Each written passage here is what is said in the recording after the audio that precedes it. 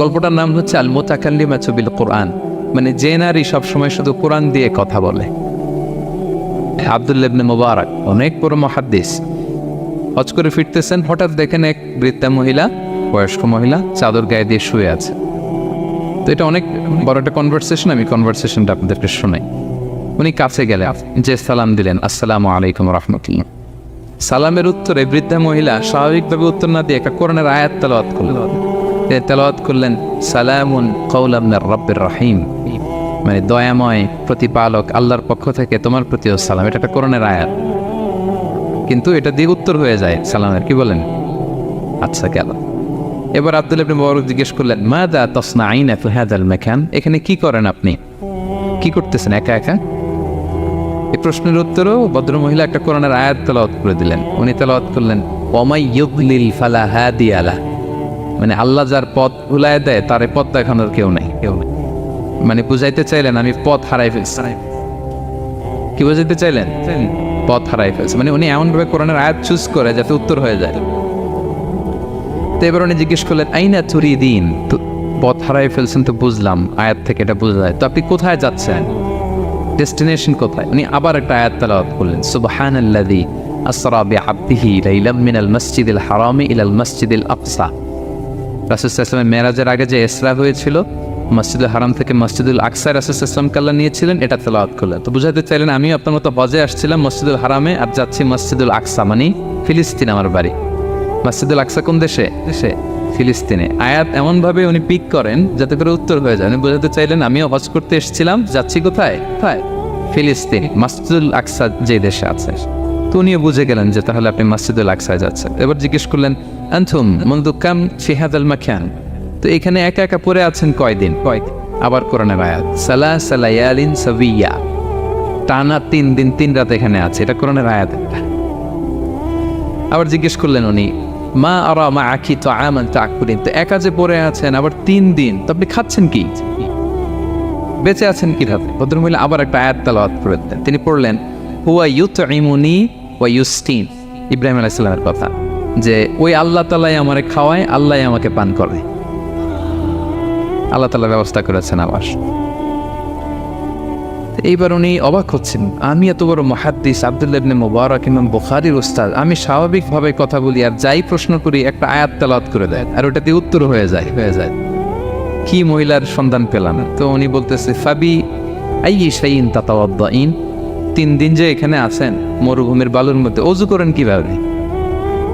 উনি আবার একটা আয়াত তেলাওয়াত করলেন, ফাইন লাম তাজিদু মাআন ফাতায়াম্মামু সাঈদান তাইয়্যিবা, আল্লাহ আয়াতে বলেছেন যদি তোমরা পানি না পাও পবিত্র মাটি দিয়ে তায়াম্মুম করে নিও।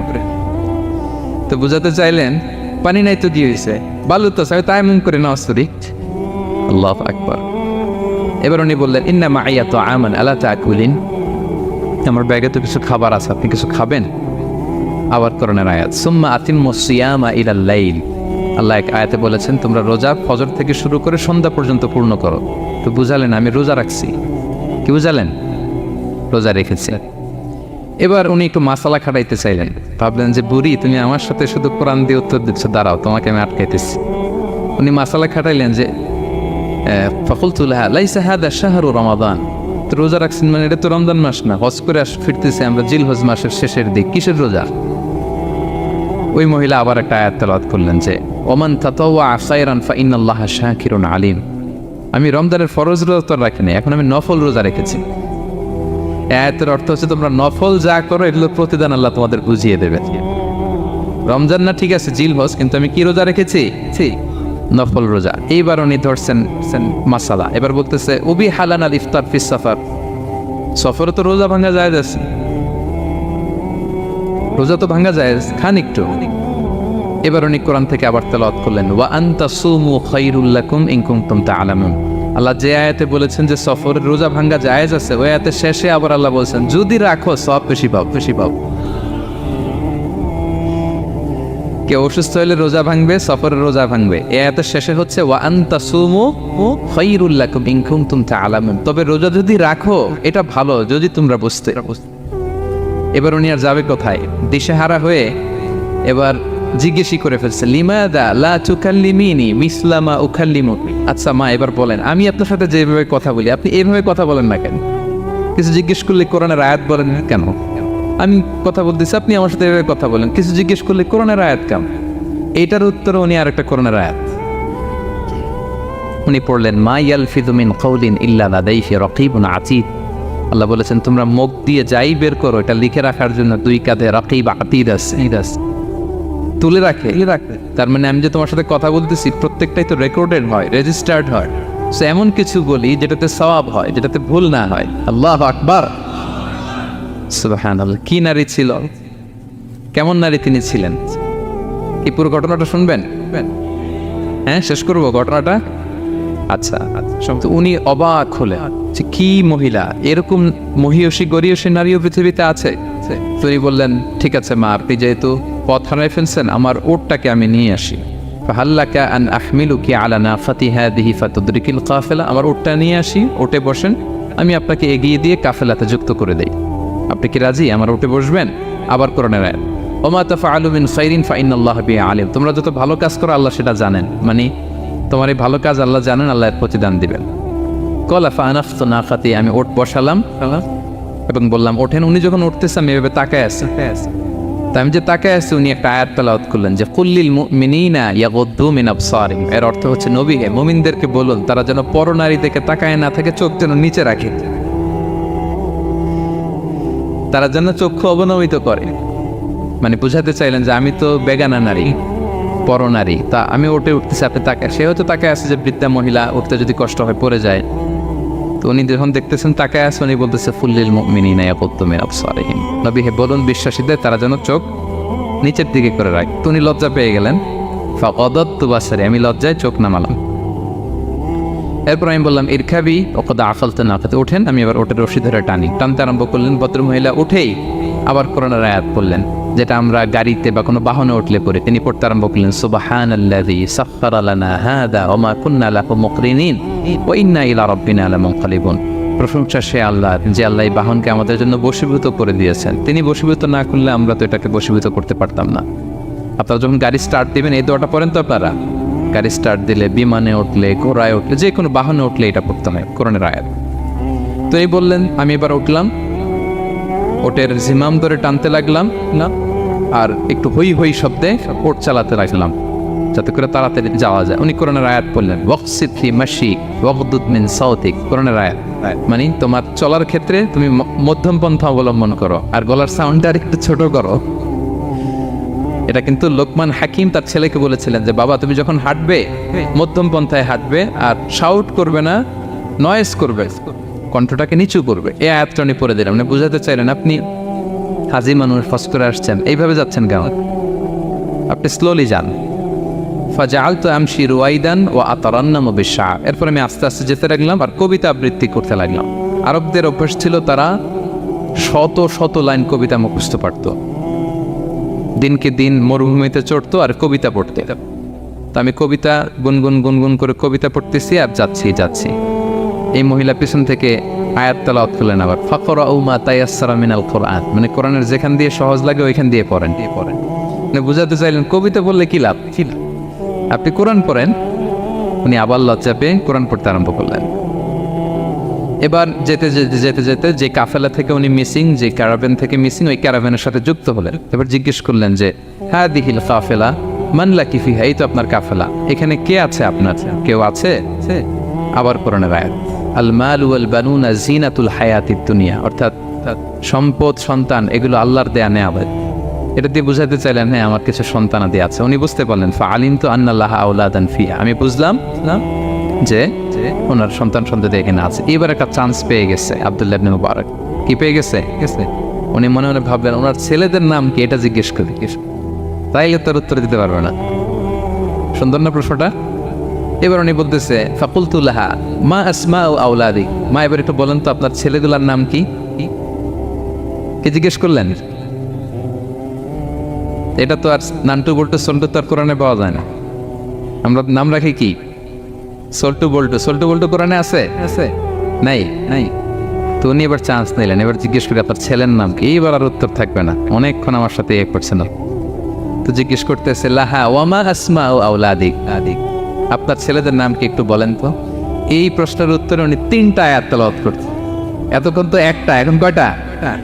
এখন 3 নম্বর গিয়ারে চালাইতে। উনি প্রথম আয়াত তেলাওয়াত করলেন ওয়াত্তাখাযাল্লাহু ইব্রাহিমা খলিলা, এরপরে বললেন ওয়াকাল্লামাল্লাহু মূসা তাকলিমা, সবশেষে বললেন ইয়া ইয়াহইয়া খুযিল কিতাবা বিকুওয়া। আল্লাহু আকবার। আমি ইব্রাহিমকে খলিল হিসেবে নিয়েছি, মুসাকে কালিমুল্লাহ বানিয়েছি, এবং ইয়াহিয়াকে বলেছি হে ইয়াহিয়া তুমি তাওরাত কিতাবকে শক্ত করে ধরো। তার মানে বোঝাতে চাইলেন আমার বড় ছেলের নাম ইব্রাহিম, পরের ছেলের নাম মুসা, ছোট ছেলের নাম ইয়াহিয়া। সুবহানাল্লাহ পড়বেন না? কি নারী ছিলেন। কোরআনের বাইরে যেন যাওয়া না লাগে, কোরআন থেকে ছেলেদের নাম চুজ করে রাখছেন। ছেলেদেরকে ডাকলে এই নামেই ডাকেন। এরপর ছেলেদেরকে ডাকলেন কোরআনের আয়াত পড়ে ফাবাআসু আহাদাকুম বিওয়ারিকিকুম হাযিহি ইলাল মাদিনাতি ফালইয়ানজুর আইয়ুহা আসকা তুআমান ফালইয়াতিকুম বিরিজকিম মিন। এটা সূরা কাহফের একটা আয়াত। গুহাবাসী 7 জন যুবক যখন ঘুমিয়ে পড়েছিল, 309 বছর পরে যখন জেগেছিল, একজনকে টাকা দিয়ে বলেছিল যাও তুমি কিছু খাবার নিয়ে আসো। এই আয়াত বুঝাইয়া তিনি ছেলেদের বুঝাইলেন যে মেহমান আসছে, কিছু নিয়ে আসো খাবার, ওনারা খাওয়াইতে হবে। উনি অনেক হেল্প করছে আমাকে। তো ছেলেরা খাবার নিয়ে আসলো। খাবার দেওয়ার পরে মহিলা আবার কোরআনের আয়াত কুলু ওয়াশরাবু হানিআম বিমা আসলাফতুম ফিল আইয়ামিল খালিয়া। এটা আসলে আল্লাহ তাআলা জান্নাতীদেরকে বলবেন। আমরা যখন জান্নাতে ঢুকবো আল্লাহ বলবে কুলু ওয়াশরাবু হানিআম বিমা আসলাফতুম ফিল আইয়ামিল খালিয়া। এই দুনিয়াতে এত জুলুম নির্যাতনের শিকার হয়েছে, এত নেক কাজ করেছো, প্রতিদান হিসেবে আজকে জান্নাতের এই নাজ নেয়ামত ভোগ করো। বৃদ্ধ মহিলা এই আয়াতটা বললেন, তার মানে মরুভূমিতে অনেক কষ্ট করেছেন আপনি আমার জন্য, এখন আপনি আমার পক্ষ থেকে এই হসপিটালিটি রিসেপশন এই আপ্যায়ন গ্রহণ করুন। এবার উনি বলতে আরম্ভ করলেন, ছেলেদেরকে বললেন কুলতু আল আনা তুআমাকুম আলাইয়া হারাম। এই ছেলেরা এই খাবার আমার জন্য হারাম, হাত্তা তুখবিরুনি বিআমরিহা, যতক্ষণ না এই মহিলাকে এর হিস্ট্রি যতক্ষণ না আমার না বলো। আগে বলে এই ভদ্র মহিলা কে, কি তার ঘটনা। যতই দেখছি অবাক হচ্ছি, যতই শুনছি অবাক হচ্ছি। কে সে? যাই বলি শুধু কোরআন দিয়ে বলে, ঘটনাটা কি? এবার ছেলেরা বলল ফাকালু হাযিহি উম্মুনা, ইনি আমাদের মা। লাহা আরবাউনা সানা, ওনার বয়স 40 বছর। লাম তাতাকাল্লাম ইল্লা বিল কুরআন, জীবনে কোনোদিন কোরআন ছাড়া মুখ দিয়ে অন্য কোনো কথা বলে নাই। মাখাফাতা আন তাজিল্লা ফায়াসখাতা আলাইহা রহমান, এই ভয়ে যে কোন কথায় আল্লাহ আবার নারাজ হয়ে যায়, আমার কোন কথায় আবার কোন ভুল হয়ে যায়, আমার কোন কথায় আবার রহমান আমার উপর নারাজ হয়ে যায়। এজন্য আমরা আমাদের জন্মের পরে জীবনে আমার মাকে কোরআন ছাড়া কোনো কথা বলতে শুনিনি। অবাক হলেন আব্দুল্লাহ ইবনে মুবারক, ইমাম বুখারীর উস্তাদ। উনি খাবার হাতে নিয়ে এবার বললেন যে উনি তো অনেক আয়াত বললো, এবার আমি একটা আয়াত পড়ি। খাবারটা নিয়ে উনি পড়তে আরম্ভ করলেন। ফাকুলতু, উনি বললেন, আমি বললাম যালিকা ফাদলুল্লাহি ইউতিহি মাইয়াশা, এটা আল্লাহর বিশেষ অনুগ্রহ, ফজল। এটা আল্লাহ সবাইরে দেয়, যাকে চায় তাকে দেয়। সুবহানাল্লাহ পড়ে। এটা আল্লাহর বিশেষ অনুগ্রহ, তিনি সবাইকে দান করেন না, যাকে চান তাকে দেন। তোমাদের মা অনেক মহিয়সী গরিয়সী একজন মাতা তোমরা পেয়েছো। আল্লাহ তাআলা বলছেন ইন্না নাহনু নাযালনা যিকরা ওয়া ইন্না লাহু লাহাফিযুন, নিশ্চয় আমি এই জিকিরকে মানে কোরআনকে নাজিল করেছি, আমি এই কোরআনকে সংরক্ষণ করব। তাহলে কোরআনের একটা নাম পেলাম আল কিতাব, একটা নাম পেলাম আল ফুরকান, একটা নাম পেলাম কি জিকির। এরকম অনেকগুলো নাম কোরআনের আছে। শুনেছি শুধু আমি সূরাতুল হাশরের 21 নম্বর আয়াত তেলাওয়াত করেছি। এখানে আল্লাহ তাআলা ইরশাদ করছেন যে এই কোরআনকে যদি আমি পাহাড়ের উপর নাজিল করতাম, লাউ আনজালনা হাযাল কুরআনা আলা জাবালিন লারাআইতাহু খাশিআম মুতাসাদ্দিআম মিন খাশিয়াতিল্লাহ। নবী, হে কোরআনকে যদি আমি পাহাড়ের উপর নাজিল করতাম, আপনি দেখতেন আল্লাহর ভয়ে এই পাহাড় ভেঙে চুরে খান হয়ে যেত। এটা এত গরু ভার একটা বাণী কোরআন আল কারীম। পাহাড় ভেঙে যেত। পাহাড় কি চারটেখানে কথা? সুবিশাল পাহাড় আল্লাহ তাআলা পৃথিবীতে সৃষ্টি করে রেখেছেন। আপনারা আলাস্কা পর্বতমালার নাম শুনেছেন? Alaska range located in USA. যুক্তরাষ্ট্রে একটা মাউন্টেন রেঞ্জ আছে, এটা 600 মাইল লম্বা। কয়শো মাইল? পুরোটাই পাহাড়। এটার নাম হচ্ছে আলাস্কা মাউন্টেন রেঞ্জ। ইউরোপে একটা মাউন্টেন রেঞ্জ আছে, এটার নাম হচ্ছে আল্পস মাউন্টেন রেঞ্জ। এটা 750 মাইল লম্বা। নেপালে একটা পাহাড় আছে, এটার নাম মাউন্ট এভারেস্ট। এটা 8829 মিটার উঁচু। আল্লাহ বলেন এই বিশাল বিশাল পাহাড় আরব বিশ্বে অনেক বড় পাহাড় আছে, তুর পাহাড়ের চূড়ায় আমি উঠেছিলাম, আরব বিশ্বের সবচেয়ে বড় পাহাড়, মাউন্টেন রেঞ্জ। আল্লাহ বলেন এই কোরআনকে যদি আমি তোমাদের উপর নাজিল না করে পাহাড়ের উপর নাজিল করতাম, আলাস্কার উপর নাজিল করতাম, আল্পস পর্বতমালায় নাজিল করতাম, তুর পাহাড়ে যদি নাজিল করতাম, মাউন্ট এভারেস্টের উপর যদি নাজিল করতাম, তাহলে নবী হ্যাঁ আপনি দেখতেন আল্লাহর ভয়ে এই পাহাড়গুলো ভেঙে চূর্ণ বিচূর্ণ হয়ে যেত। কিন্তু সেই কোরআন আল্লাহ কাদের উপর নাজিল করেছেন? আমাদের উপর। সো হিউজ রেসপন্সিবিলিটি, অনেক বড় দায়িত্ব। এই কোরআনকে আমরা বুঝি কিনা, কোরআনকে মানি কিনা, কোরআনের আইন সমাজে চাই কিনা, this is the burning question. নিজেকে নিজে প্রশ্ন করুন যে কোরআনের যে হকগুলো আছে আমরা আদায় করছি কিনা। এটা যেন তেন কোনো বাণী নয়, এটা আল্লাহ তাআলার পাঠানো বাণী, অনেক ভারী অনেক ওজনওয়ালা বাণী। আল্লাহ তাআলা বলছেন ইন্না সানুলকি আলাইকা কওলান সাকিলা, নবী হে আপনার কাছে আমি অনেক ভারী হেভি ওয়েট ওয়ার্ড নাজিল করব। এটা অনেক ওজনের, এটা সিম্পল কোনো বিষয় নয়। এই কোরআন যখন রাসূল সাল্লাল্লাহু আলাইহি ওয়াসাল্লামের উপর নাজিল হতো, প্রচন্ড শীতের রাতে বিষ্ণু সাল্লাল্লাহু আলাইহি ওয়াসাল্লাম ঘামতেন।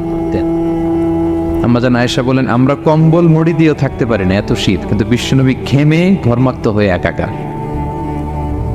ওটের উপর বসে থাকা অবস্থা যখন কোরআন নাজিল হতো, ওটগুলো মরুভূমির মধ্যে বসে পড়তো ডিরেক্টলি। কাফেলা চলছে সাইয়েদনা জিবরাইল এসে কোরআন নাজিল করেছেন, কোরআনের ভারে ধপাস করে উট বসে যেত। যায়েদ ইবনে সাবিত রাদিয়াল্লাহু তাআলা আনহু কাতিবুল ওয়াহি, রাসূল সাল্লাল্লাহু আলাইহি ওয়াসাল্লামের সাহাবী। রাসূল সাল্লাল্লাহু আলাইহি ওয়াসাল্লাম একবার যায়েদ রাদিয়াল্লাহু তাআলা আনহুর পায়ের মধ্যে মাথা রেখে শুয়েছিলেন, দীর্ঘক্ষণ শুয়ে থাকলেন। যায়েদ রাদিয়াল্লাহু তাআলা আনহু বলছেন আমার কোনো কষ্টই হচ্ছে না। হঠাৎ করে কোরআন নাজিল হতে লাগলো। কি নাজিল হতে লাগলো? কোরআন। যায়েদ রাদিয়াল্লাহু তাআলা আনহু বলেন দীর্ঘক্ষণ রাসূল সাল্লাল্লাহু আলাইহি ওয়াসাল্লাম আমার পায়ের উপর মাথা রেখে শুয়ে আছেন, কিন্তু আমি টেরই পাচ্ছি না। কিন্তু যখন কোরআন নাজিল হতে লাগলো মনে হলো যে আমার পাটা ভেঙে খান হয়ে যাবে। রাসূল সাল্লাল্লাহু আলাইহি ওয়াসাল্লামের মাথার ওজন এত বেড়ে গেল, আমি আর রাসূল সাল্লাল্লাহু আলাইহি ওয়াসাল্লামকে রাখতেই পারছি না আমার পায়ের উপর। ইন্না সানুলকি আলাইকা কওলান সাকিলা, নবী হে আমি অনেক ভারী হেভি ওয়েট ওয়ার্ডের কোরআন আপনার কাছে নাজিল করব। সো কোরআনটা এটা অনেক সম্মানিত একটা বাণী, আল্লাহ তাআলার বাণী, অনেক ভারী একটা বাণী। এটা পাহাড় সইতে পারে না, পাহাড় ভেঙে চূর্ণ বিচূর্ণ হয়ে যেত, সে কোরআনকে আল্লাহ তাআলা আমাদের উপর নাজিল করেছেন। সো আমাদের হিউজ রেসপন্সিবিলিটি, অনেক বড় দায়িত্ব যে এই কোরআনকে মেনে চলা, কোরআন পড়তে জানা, কোরআনের অর্থ বোঝা এবং কোরআনের নীতিমালাগুলো আমাদের সমাজে বাস্তবায়ন করা।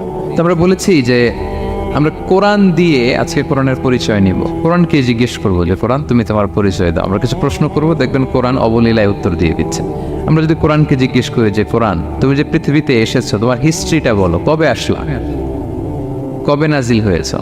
কোরআন বলবে শাহরু রমাদান আল্লাযী উনজিলা ফীহিল কুরআন, আমি রমাদান মাসে এসেছি, যেন তেন মাসে আসে। কোরআনকে যদি আমরা প্রশ্ন করি যে কোরআন রমাদান তো 29 দিন বা 30 দিন, তো এই 30 দিনের বা 30 রাতের কোন দিন বা কোন রাতে এসেছ? কোরআন বলবে ইন্না আনজালনাহু ফি লাইলাতুল কদর, আমি কদরের রাতে এসেছি। সুবহানাল্লাহ বিহামদি। ওমা আদরাকা মা লাইলাতুল কদর, কে তোমাকে জানাবে কদর কি? লাইলাতুল কদরি খায়রুম মিন আলফি শাহর, কদরের রাত 1000 মাসের চেয়েও সেরা। রাসূল সাল্লাল্লাহু আলাইহি ওয়াসাল্লাম আফসোস করতেছেন, আল্লাহ বনি ইসরাইলের লোকেরা হায়াত পাইছে 1000 বছর, 1500 বছর, এত ইবাদত করছে, আমার গুনাহগার উম্মতের কি হবে? আমার গুনাহগার উম্মত তো 60-70 মধ্যে মরে শেষ। আমার উম্মতি মা বাইনা 60 ইলা 70, আমাদের গড় বয়স কত? 60 থেকে 70। আল্লাহ বলেন চিন্তা করো না, লাইলাতুল কদরি খায়রুম মিন আলফি শাহর, তোমার গুনাহগার উম্মতের জন্য আমি কদরের রাত দিয়েছি 1000 মাসের চেয়ে সেরা। তাহলে কোরআনের হিস্ট্রি আমরা জেনে গেলাম। রমাদানে আসছে, রমাদানের কোন রাতে আসছে? এখন যদি জিজ্ঞেস করি তুমি কি একা একা আসছো না কেউ নিয়ে আসছে তোমাকে, এবার কি উত্তর পাওয়া যাবে? এই প্রশ্নের উত্তরে কোরআন আমাদেরকে জানায় যে আমি একা আসিনি। নাযালা বিহির রূহুল আমিন। রূহুল আমিন হচ্ছে জিবরাইল আলাইহিস সালামের একটা নাম, বিশ্বস্ত আত্মা। রূহুল আমিনের সাথে আমি এসেছি, সবচাইতে বিশ্বস্ত, যেহেতু এটা আল্লাহর বাণী। এটা আসার সময় যদি অন্যের কথা ঢুকাই দেয় তাহলে ভেজাল আছে না নাই? আমিন, বিশ্বস্ততার সাথে যে পৌঁছে দিবে, বাণী বাহকের কাজ করবে, এরকম সবচাইতে বিশ্বস্ত ফেরেশতা জিবরাইলকে দিয়ে আমি পাঠিয়েছি। তাহলে কোরআন একা আসে, সবচাইতে শক্তিশালী ফেরেশতা। জিবরাইল ইসলামের লাহু সিত্তুমিআতু জানাহ, 600 পাখা আছে, 600 পাখা। সব নবীদের কাছে এসেছেন ওহী নিয়ে, এরকম একজন ফেরেশতা দিয়ে কোরআনকে পাঠানো হয়েছে। এবার যদি জিজ্ঞেস করি যে কোন ভাষায় তোমাকে নাজিল করা হয়েছে বলো, আছে এটা কোরআনে?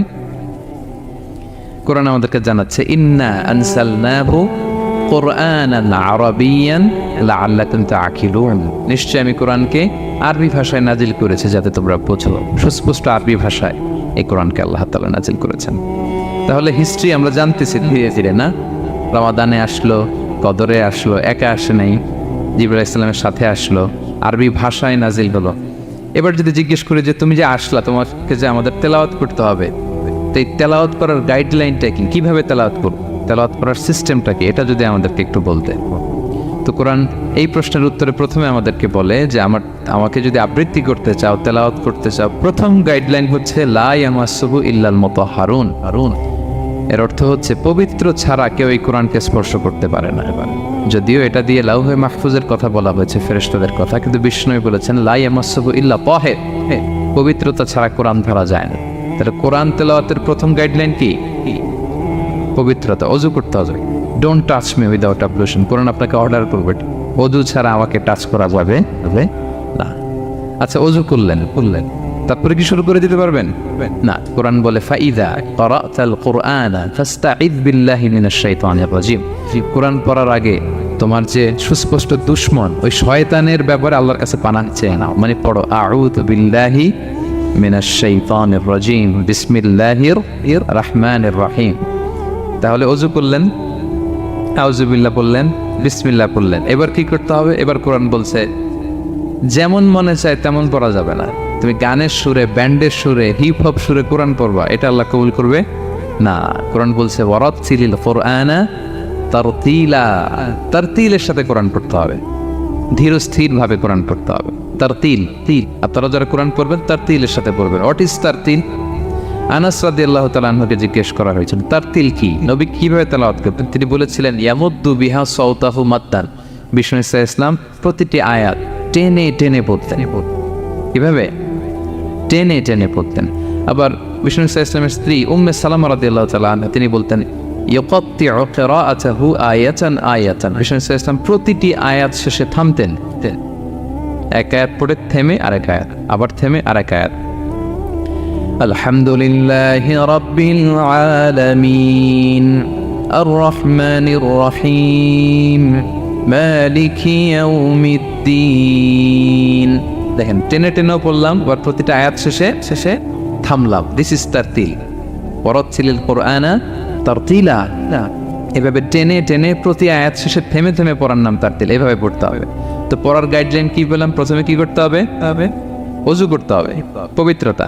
এরপরে আউযু বিল্লাহ বিসমিল্লাহ পড়তে হবে। এরপরে কিভাবে পড়তে হবে? তারতিলের সাথে। কথা কি বুঝতে পারতেছেন সবাই? বিরক্ত হচ্ছেন না তো আপনারা? আচ্ছা, মুভিং অন। এরপর যদি বলি যে ঠিক আছে ওযু করলাম, আউযু বিল্লাহ বিসমিল্লাহ বললাম, তারতিলের সাথে পড়বো, তো কোত্থেকে পড়বো? সূরা তো 114টা, পারা তো 30টা। কোন দিক থেকে? শুরু থেকে না মিডল থেকে না শেষ থেকে? দেখেন কোরআন কি বলে। কোরআন বলে ফাকরাউ মা তায়াসসারা মিনাল কুরআন, যেখান থেকে সহজ লাগে ওইখান থেকে পড়ো, যেখান থেকে। এই যে আমরা একটু পরে মাগরিবের সালাত পড়বো, কোনো ধরা বাঁধা এরকম গাইডলাইন আছে যে এই সূরাটাই পড়তে হবে? সূরা আর রহমান দিয়ে না পড়লে মাগরিব হবে না, বা সূরা জিলজাল দিয়ে না পড়লে মাগরিব আদায় হবে না, এরকম আছে? ফাকরাউ মা তায়াসসারা মিনাল কুরআন, যেখান দিয়ে তোমার সহজ লাগে ওইখান দিয়ে পড়ো। শুধু বড় এক আয়াত বা ছোট 3 আয়াত এই পরিমাণ হলেই হবে, যেখান থেকে মনে চায়, যে কোনো পারা, যে কোনো সূরা। আলহামদুলিল্লাহ বলে। বিশেষ করে ফজরের নামাজে বিষ্ণু ইসলাম লম্বা কেরাত পড়তেন, কারণ ফজরের কোরআন তেলাওয়াতটাতে স্পেশালি সাক্ষী রাখা হয়। আল্লাহ তাআলা বলছেন আকিমিস সালাতা লিদুলুকিশ শামসি ইলা ওয়াসাকিল লাইলি ওয়া কুরআনাল ফাজর ইন্না কুরআনাল ফাজরি কানা মাশহুদা। সূর্য যখন ডুবে তখন থেকে রাত পর্যন্ত সালাত কায়েম করো, বিশেষ করে ফজরের সালাত। এ সময় ফেরেশতারা আসে, এটা সাক্ষী থেকে যায়। আমরা ফজরের সময় যেন লম্বা চূড়া তেলাওয়াত করি, ফজরের 2 রাকাতে আমরা লম্বা তেলাওয়াত করি।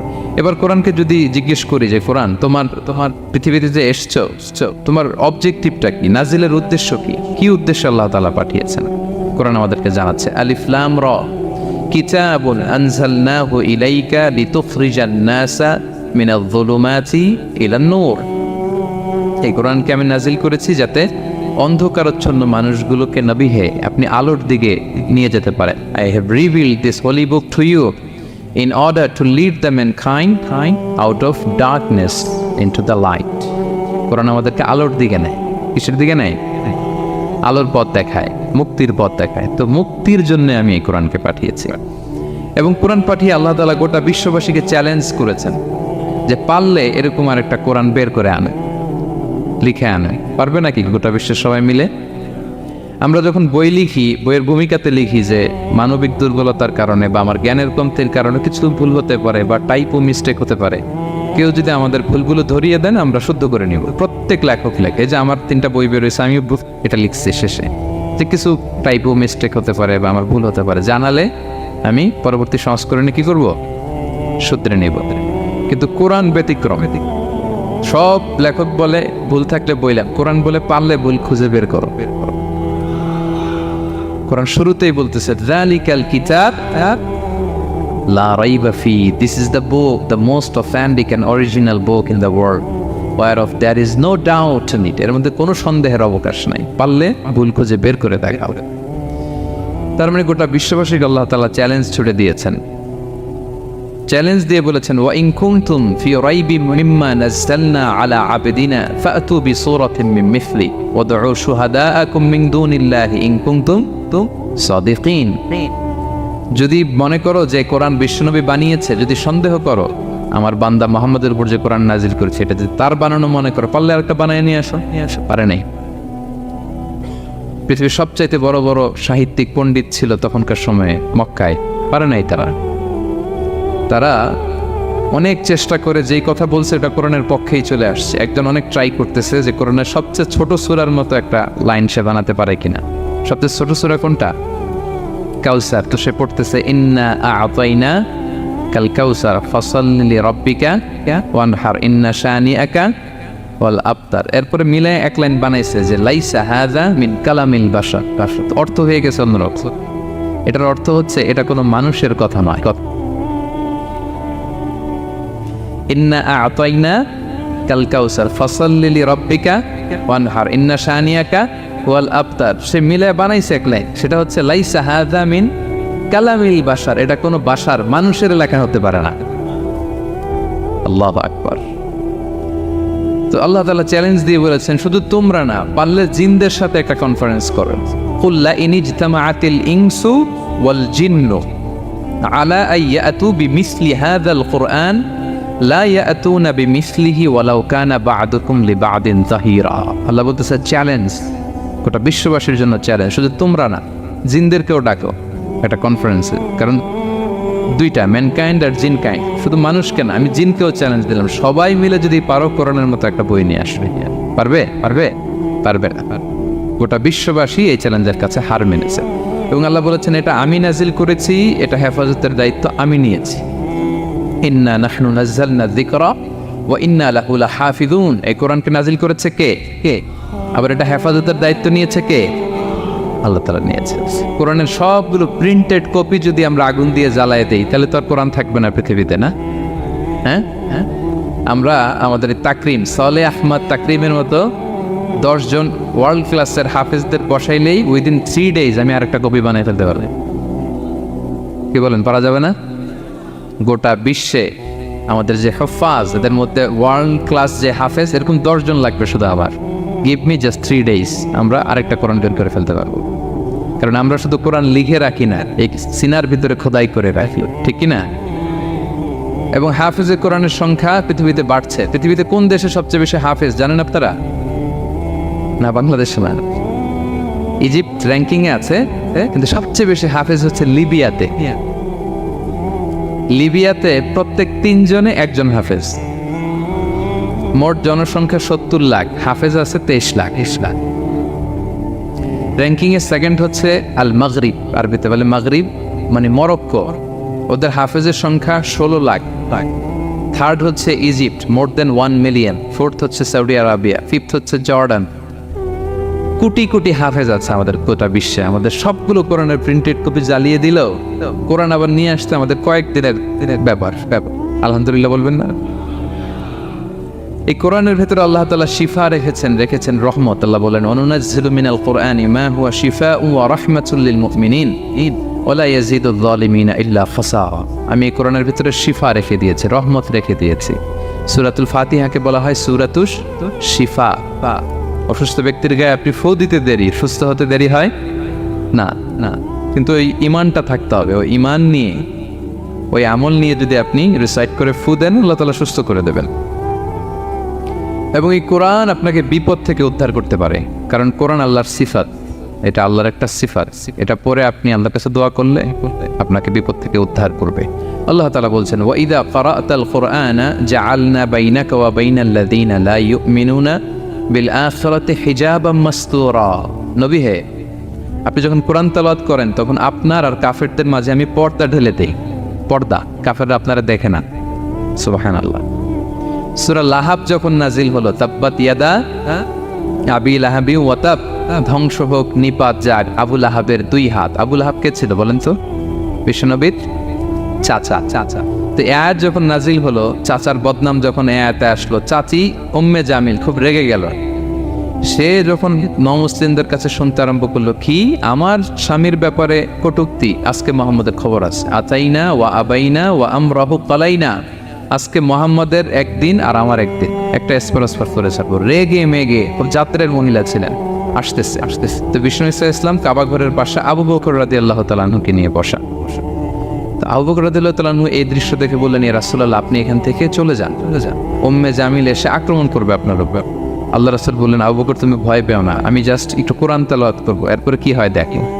বিষ্ণু ইসলাম কোরআন তেলাওয়াত করতে লাগলেন। আর রেগে মেগে আগুন হয়ে উম্মে জামিল আসছে। এসে আবু বকরকে বলতেছে, এই আবু বকর, তোমার বন্ধু মুহাম্মদ কোথায় বলো। পাশেই কিন্তু বিশ্বনবী বসা, কিন্তু সে চোখে দেখে না। সুবহানাল্লাহ বিহামদিহি জাআলনা বাইনাকা ওয়া বাইনাল্লাযীনা লা ইউমিনুনা বিল আখিরাতি হিজাবাম মাসতুরা। নবী, আপনি যখন কোরআন পড়েন, কাফেরদের আর আপনার মাঝে আমি কি এঁটে দেই? পর্দা এঁটে দেই, ওরা দেখে না। আপনি বিপদে পড়ছেন, আপনি কোরআন পড়েন, আপনার শত্রু আপনাকে দেখবে না। হিজরতের রাতে বিষ্ণু ইসলাম আবু বকর রাদিয়াল্লাহু তাআলা আনহুকে নিয়ে গারে সাউরে আশ্রয় নিলেন। মক্কার কুরাইশরা খুঁজতে আবু বকর রাদিয়াল্লাহু তাআলা আনহু তো ভয়ে তটস্থ যে কি না কি হয়ে যায়। আবু বকর রাদিয়াল্লাহু তাআলা আনহু বললেন যে আমি অবাক, আমার পাশ দিয়ে হেঁটে যায় ওরা, কিন্তু আমাদেরকে দেখে না।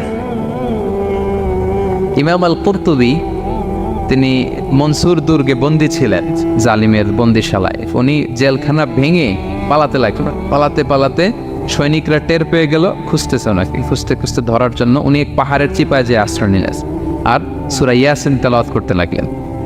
তো ওরা খুঁজতে পায় না, কিন্তু উনি পাশেই, সেই চোখে দেখে না।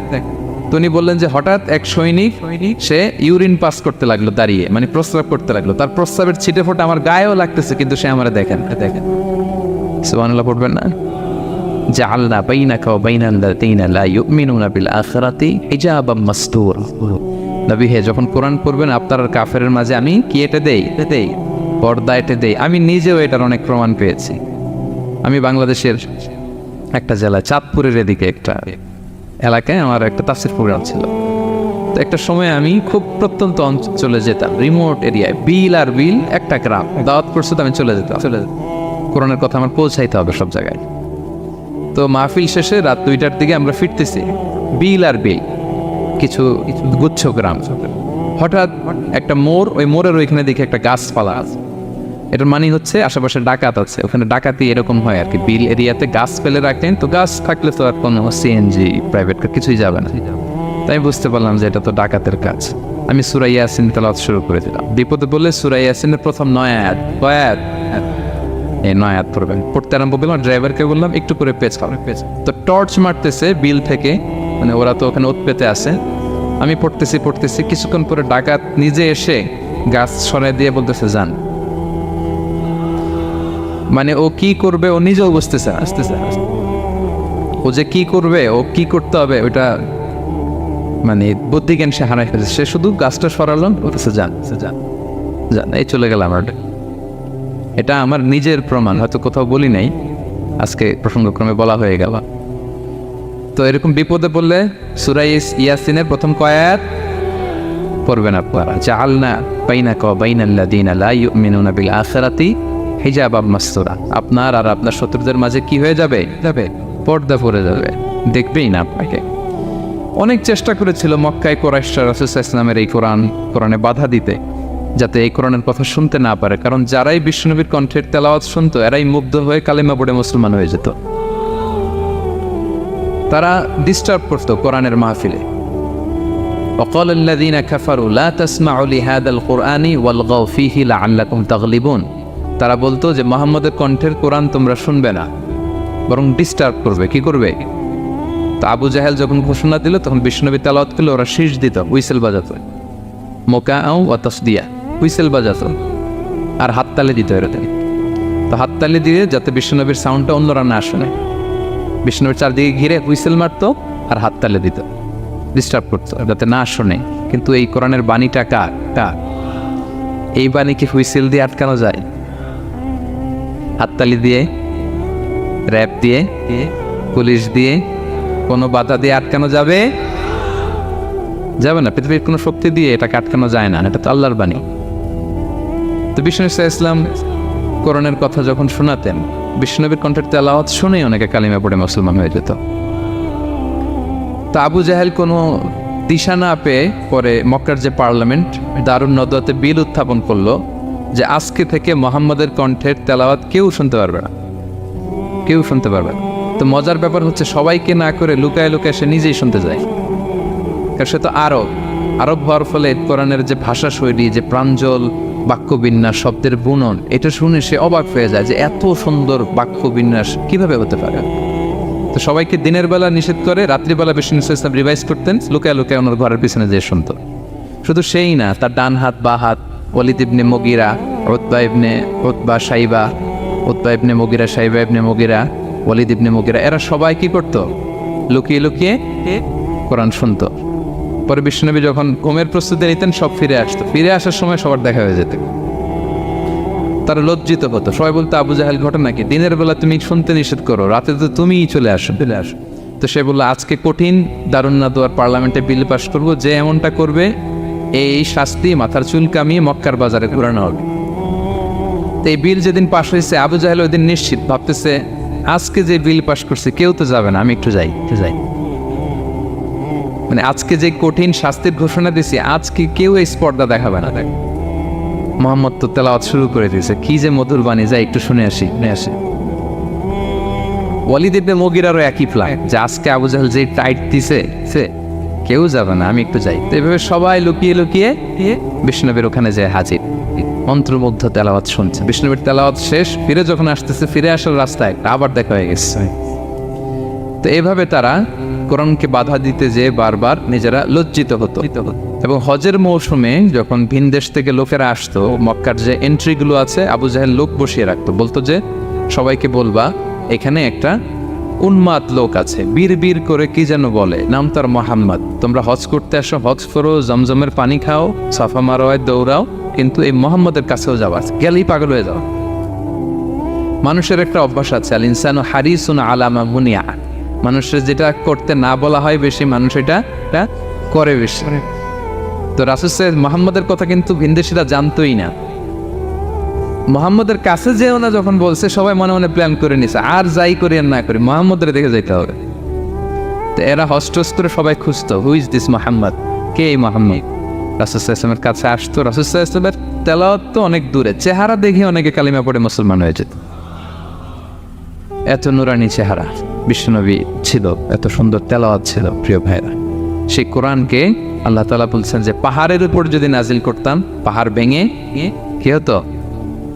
চুরমার হয়ে যেত। পাহাড়ের উপর নাজিল না করে কার উপর নাজিল করছে?